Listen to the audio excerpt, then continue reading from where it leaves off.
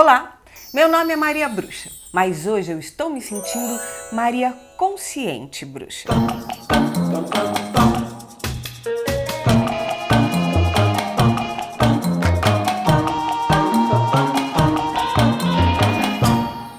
Meus amores, o assunto do vídeo de hoje é a morte da vocalista Paulinha Abelha, da banda de forró Calcinha Preta, e a proibição pela Anvisa do comércio de mais de 140 remédios para emagrecer. A triste morte dela foi no fim de fevereiro, mas a proibição da Anvisa só veio agora, nessa segunda semana de março. Eu venho refletindo muito sobre o assunto e já queria ter abordado o tema antes, mas de lá pra cá tanta coisa aconteceu. O início da guerra na Ucrânia, depois, no Dia das Mulheres, o áudio misógino do deputado Arthur Duval. Mas o assunto é tão sensível para nós mulheres que eu não podia deixar passar sem trazê-lo para as nossas reflexões. Mas antes de seguirmos para o vídeo, por favor, já deixa o seu like agora, para não esquecer depois. E se não fez ainda, se inscreve no canal.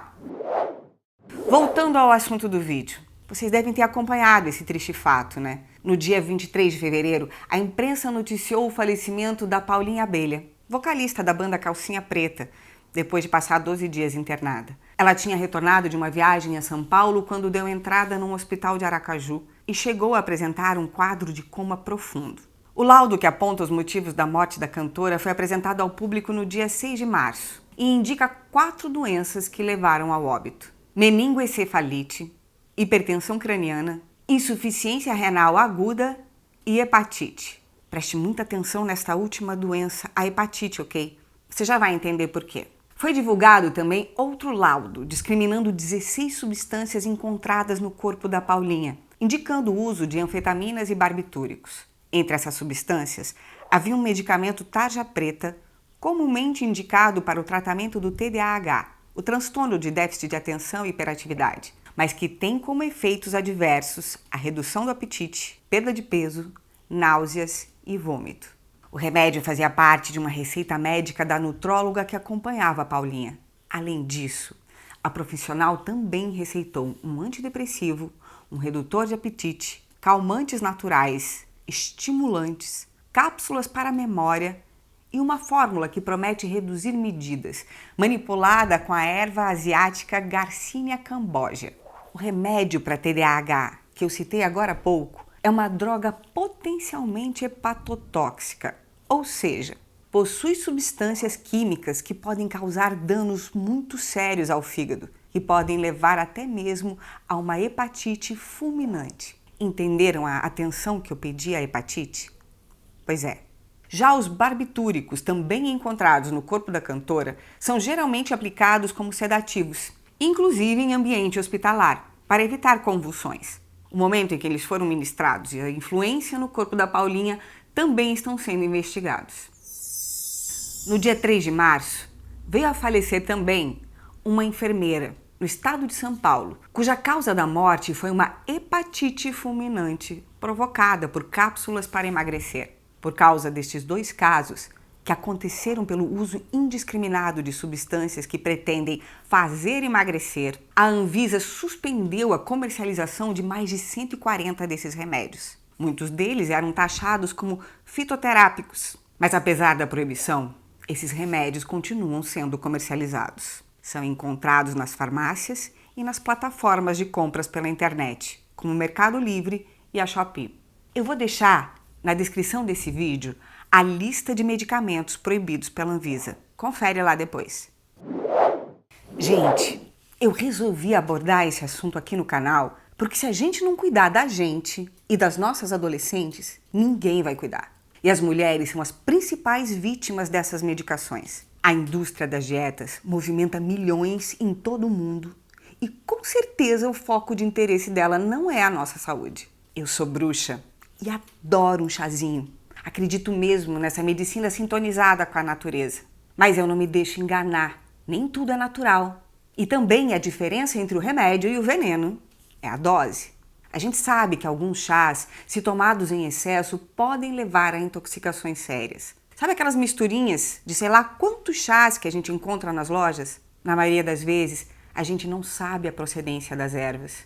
E o que será que o uso excessivo pode ocasionar? O uso em alta dosagem da cavalinha, por exemplo, pode trazer sérios riscos ao fígado.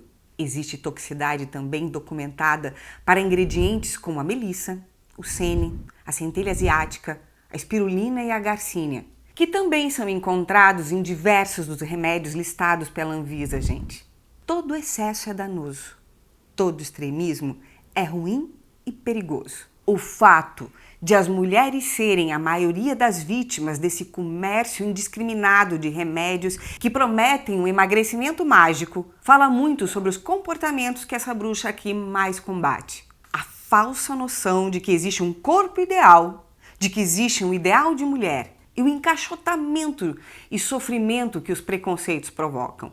Talvez isso não seja tão claro para algumas de vocês, mas a busca ensandecida por um corpo idealizado também é o desejo de várias mulheres em várias idades. Desejo de serem aceitas, de serem amadas, de serem admiradas, não por quem elas são, mas pela sua aparência. E esse é o principal motivo desse vídeo de hoje. Sei que o assunto é meio pesado, mas tem fatos que não dá simplesmente para deixar passar, né? A cultura do patriarcado também é responsável pela raiz dessas ideias, porque afinal de contas, se a função natural da mulher é a pilotagem de um fogão, se a mulher ideal é a casadoira, nós mulheres precisamos então caber num corpo que corresponda a esses ditames sociais, que é encaixotado por um padrão magro, quase uma boneca de plástico, custe o que custar. No caso da Paulinha Abelha e da enfermeira de São Paulo, custou a vida. E para as adolescentes? É nas nossas meninas a maior incidência dos transtornos alimentares, que machucam muito. Quando a menina consegue sobreviver a esses transtornos, pode ficar com sérias sequelas. Logo, logo eu vou fazer um vídeo aqui no canal listando as manifestações de transtornos alimentares em alguns tratamentos. Estes comportamentos nascem de vários preconceitos. No vídeo passado eu falei sobre a misoginia e tudo que ela pode acarretar. Se você ainda não viu e tem vontade, assista o vídeo aqui no card. Mas hoje eu quero abordar um outro preconceito que também passa pela figura da mulher ideal, um comportamento social mais presente nas nossas vidas do que a gente pode supor, a gordofobia. A gordofobia é o repúdio ou aversão preconceituosa a pessoas gordas, que ocorre nas esferas afetiva, social e profissional. As pessoas gordas são vistas quase sempre como doentes, desleixadas, preguiçosas e mais um monte de adjetivos ruins. Esse preconceito expresso pode provocar muito sofrimento e exclusão social. E o pavor dessa condição que o medo e a aversão promovem é também uma das razões que desencadeiam transtornos mentais, que levam muita gente a procurar essas soluções milagrosas em medicamentos mentirosos, criminosos. Porque algumas pessoas desenvolvem um pavor tão monstruoso de engordar, de sair do padrão ideal, que acabam se ferindo de muitas formas. E isso leva pessoas como a enfermeira de São Paulo e a Paulinha Abelha a tomarem remédios que causam mais problemas que benefícios. Vocês sabem que essa bruxa aqui tem a missão incansável de trazer incentivo, ânimo para que a gente se empodere, para que a gente supere os nossos medos e percepções equivocadas que nascem do nosso convívio social, muitas vezes tóxico.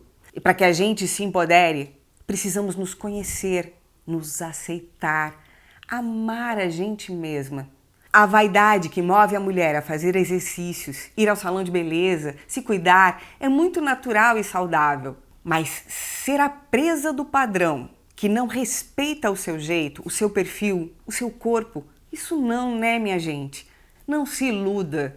Um emagrecimento saudável precisa respeitar a sua saúde. Promessas de um corpo novo, magérrimo, em pouco tempo e com pouco esforço são necessariamente enganosas. Assim, pessoas inescrupulosas, irresponsáveis, tomarão seu dinheiro e sua saúde. E a gente não vai permitir, né?